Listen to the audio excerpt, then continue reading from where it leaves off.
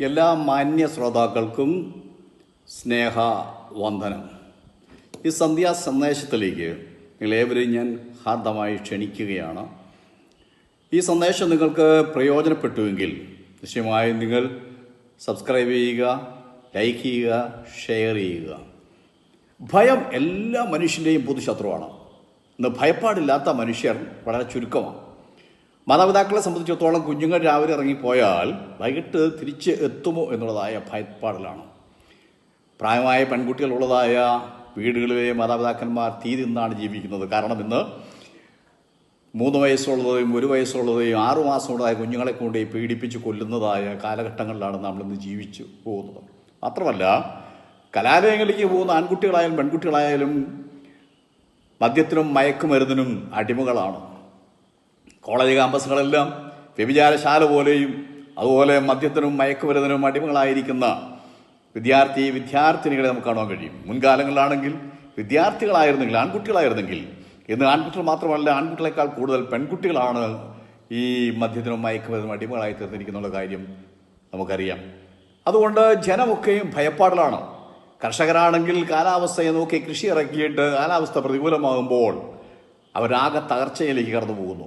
മാത്രമല്ല, ലോൺ എടുത്ത് കടം വാങ്ങിച്ചും ഒക്കെ കൃഷി ഇറക്കിയവർ കാട്ടുമൃഗങ്ങളുടെ വന്യമൃഗങ്ങളുടെ ശല്യം കാരണം അത് മുഴുവൻ നശിച്ച്, വന്യമൃഗങ്ങൾ ഇറങ്ങി അത് മുഴുവൻ നശിപ്പിച്ച് കളയുന്ന അവസ്ഥയിലും ഒരു ഭയപ്പാടിലാണ്. ഇതുപോലെയുള്ളതായ പലവിധത്തിലുള്ള ഭയപ്പാടുകൾ ജനമായിരിക്കുമ്പോൾ വിശുദ്ധ വേദപുസ്തകം അതിനെക്കുറിച്ച് എന്താണ് പറയുന്നത് എന്നതിനെക്കുറിച്ചാണ് നമ്മൾ ഇന്ന് അല്പമായിട്ട് ചിന്തിക്കാനായിട്ട് പോകുന്നത്. വളരെ ശ്രദ്ധയോട് കേൾക്കുക. ഞാൻ ആരംഭത്തിൽ പറഞ്ഞതുപോലെ നിങ്ങൾ ഈ ചാനൽ സബ്സ്ക്രൈബ് ചെയ്യുക, ലൈക്ക് ചെയ്യുക, ഷെയർ ചെയ്യുക. ലൂക്കോസിൻ്റെ സുവിശേഷം എന്ന് പറയുന്ന ഒരു ഭാഗം വിശുദ്ധ ബൈബിളിലുണ്ട്.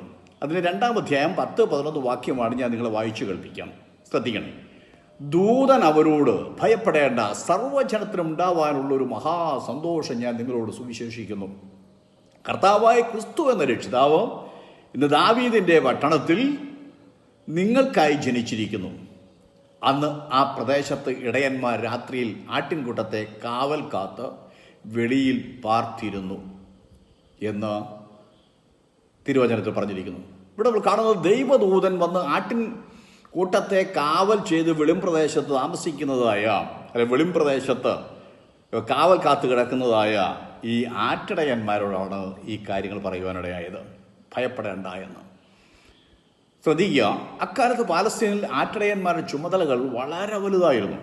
അതുപോലെ തന്നെ വളരെ കാഠിന്യമേറിയ വേലയായിരുന്നു ഈ ആട്ടിടയ എന്നുള്ളതായ ആ തസ്തിക. അതിരാവിലെ ആടുകളുമായി മേച്ചിൽപ്പുറം ലക്ഷ്യമാക്കി അവർ നടന്നു നീങ്ങണം. അത് കിലോമീറ്ററുകളുണ്ടായി, ചില മൈലുകളോളം ഉണ്ടായിരിക്കും.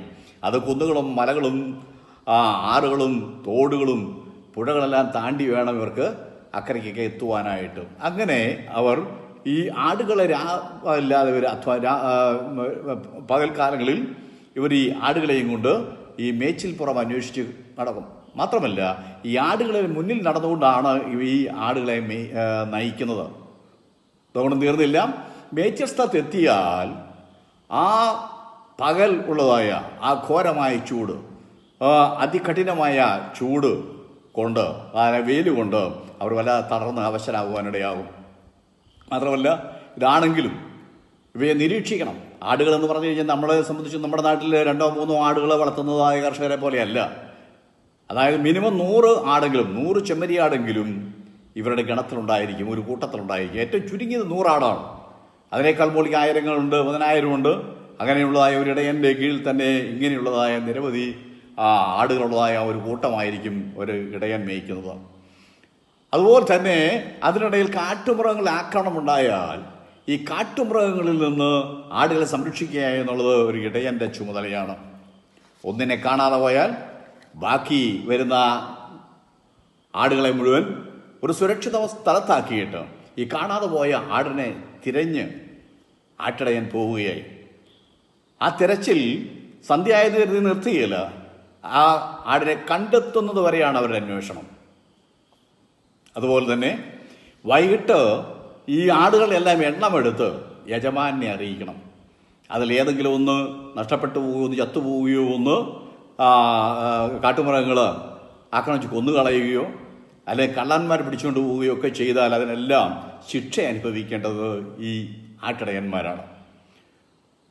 അതുപോലെ എല്ലാ ജോലികളും നമുക്കറിയാം, എല്ലാ ജോലികളും സൂര്യാസ്തമയം കൊണ്ട് തീരുമ്പോൾ അല്ലെങ്കിൽ വൈകുന്നേരം 5 മണിയോടുകൂടി എല്ലാ ജോലികളും അവസാനിച്ച് അവർക്ക് അവരുടെ സ്വഭാവനങ്ങളിലേക്ക് പോകാനായിട്ട് കഴിയുമെങ്കിൽ ആട്ടിടയന്മാരുടെ ജോലി പകലെന്ന പോലെ തന്നെ രാത്രിയിൽ തുടരണം.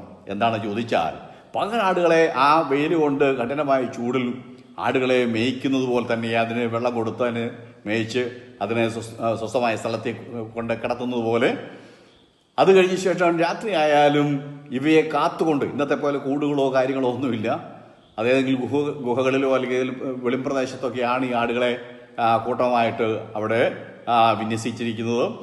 അതിനുശേഷം ഇതിനെ രാത്രി കാലങ്ങളിൽ ആട് കള്ളന്മാരുണ്ട്, ആട് മോഷ്ടാക്കളുണ്ട്, ആടുകളെ മോഷ്ടിച്ചുകൊണ്ട് പോകാൻ സാധ്യതയുണ്ട്. ഇല്ലെങ്കിൽ വന്യമൃഗങ്ങൾ ഇറങ്ങിയിട്ട് ഇതിനെ പിടിച്ചുകൊണ്ട് പോകാനുള്ള സാധ്യതയുണ്ട്. അതൊന്നുമില്ല. അതിനെ കണ്ടെത്തി അതിനെ അതായത് എതിർത്ത് നിൽക്കേണ്ടതിന് വേണ്ടിയിട്ട് അല്ലെങ്കിൽ അതിനെ ഈ ആടുകളെ സംരക്ഷിക്കേണ്ടതിന് വേണ്ടിയിട്ട് രാത്രി കാലങ്ങളിൽ അവർ ഈ അതിശൈത്യത്തിലും ഈ ആടുകളെ സംരക്ഷണം ചെയ്യണം. ഇപ്പോൾ ഒരു ആട്ടിടയൻ്റെ ചുമതല എന്ന് പറഞ്ഞാൽ രാവും പകലുമാണ്.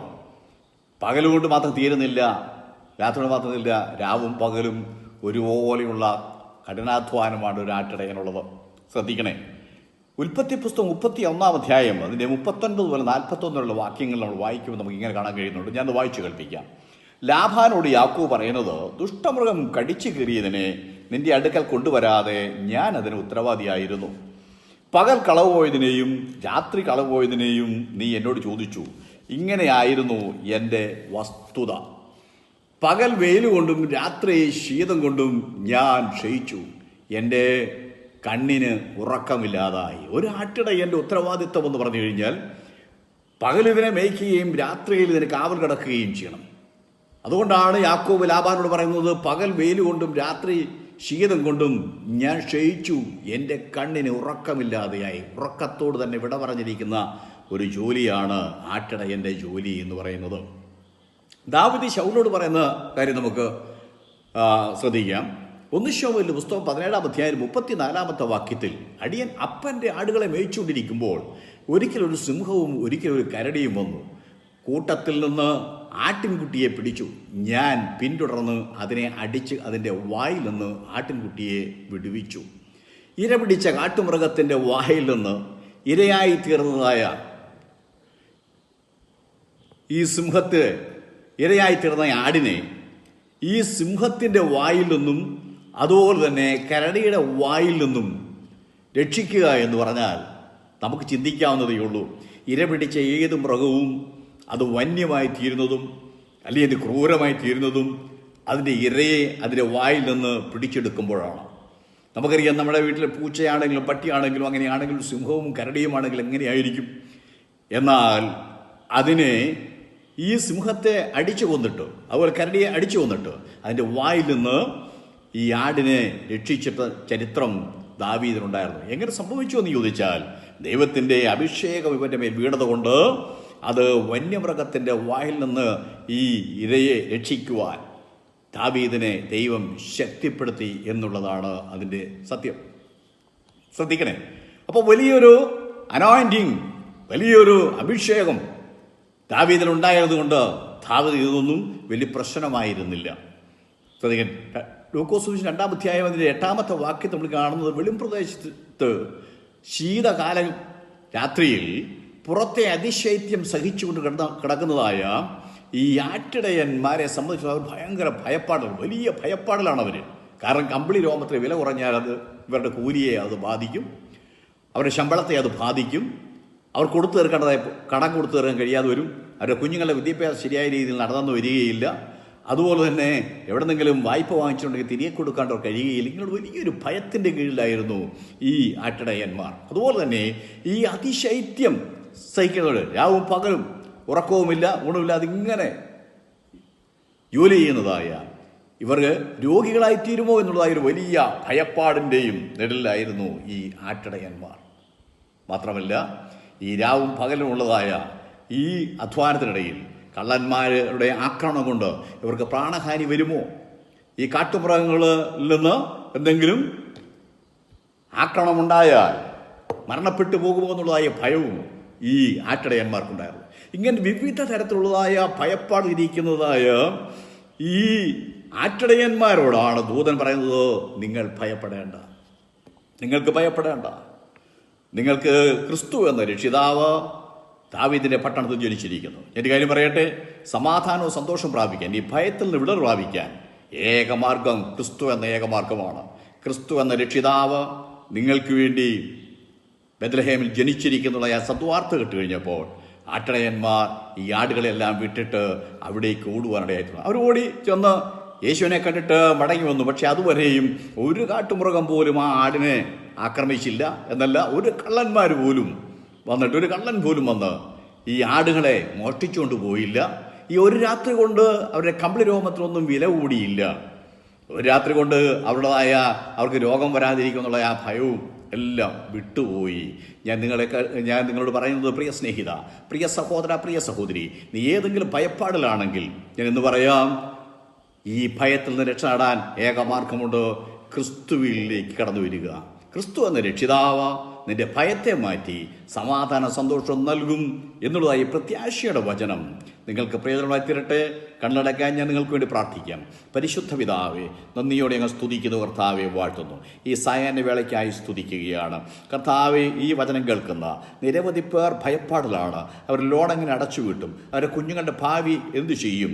കർത്താവെ, ഹല്ലേലൂയ, അവർ വിദേശത്തേക്ക് കടന്നു പോകാനുള്ളതായ പണമെല്ലാം തയ്യാറാക്കി വെച്ചിട്ട്, അതെല്ലാം വായ്പ വാങ്ങി വെച്ചിട്ട്, അതെല്ലാം ലോൺ എടുത്ത് വെച്ചിട്ട് അങ്ങനെ പോകാൻ വേണ്ടി തയ്യാറെടുത്ത് നിൽക്കുമ്പോൾ പെട്ടെന്ന് കർത്താവെ, അതായത് ആ രാജ്യങ്ങളിൽ പ്രശ്നങ്ങൾ ഉണ്ടാകുന്നതിൻ്റെ ഫലമായിട്ട് പോകാൻ കഴിയാതെ വരുന്നതിൻ്റെതായ അവസ്ഥകൾ, അവരുടെ വിസ തീർന്നു പോകുന്ന അവസ്ഥകൾ, കർത്താവ് അവരുടെ സാമ്പത്തികമായ കാര്യങ്ങൾക്ക് മറ്റു വേറെ മാർഗത്തിലൂടെ അത് ചെലവഴിച്ചു പോകുന്നതായ അവസ്ഥകൾ, അതുപോലെ അവർ കാർഷിക മേഖല തകർന്നതായ അനുഭവത്തിലുള്ളതായ ഭയപ്പാടുകൾ, ഇങ്ങനെ പല വിധത്തിലുള്ളതായ ഭയപ്പാട്, തൻ്റെ കുഞ്ഞുങ്ങളെക്കുറിച്ചുള്ള അവർ ലഹരി പദാർത്ഥങ്ങൾക്ക് അടിമയായി പോകുമോ, അവർ വിവാഹം നടക്കാതിരിക്കുമോ എന്നുള്ളതായ ഭയപ്പാടിലായിരിക്കുന്ന ഈ പ്രിയപ്പെട്ടവരെ ആശ്വസിപ്പിക്കുമാറാകണമേ. ഇവരെയൊക്കെ സഹായിക്കണമേ. ഇവരുടെ അവസ്ഥകൾക്ക് വ്യതിയാനം വരുത്തണമേ കർത്താവേ. അവരെ ഭയത്തിൽ നിന്ന് അവരെ നിരീക്ഷിക്കുമാറാകണമേ എന്ന് പ്രാർത്ഥിക്കുന്നു. അവരെ പേടിയെ നീ നീക്കം ചെയ്യണം. അവർ സമാധാന സന്തോഷം കൊടുക്കണം. ഈ രാത്രി ശാന്തമായി ഉറങ്ങുവാൻ അവരെ സഹായിക്കണം. പ്രാർത്ഥന കിട്ടിയാൽ സ്തുതിക്കുന്നു യേശുവിൻ നാമത്തിൽ തന്നെ. ആമേൻ.